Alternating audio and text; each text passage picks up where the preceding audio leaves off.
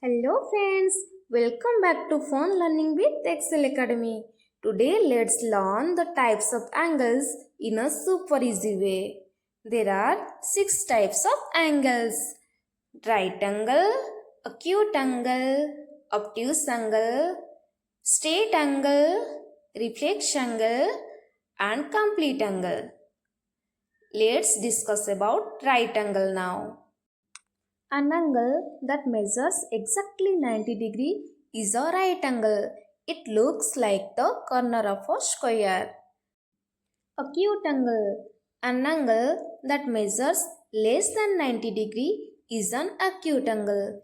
It is small and sharp. Obtuse angle. An angle that measures more than 90 degree but less than 180 degree is called obtuse angle. Straight angle. An angle that measures exactly 180 degree is a straight angle.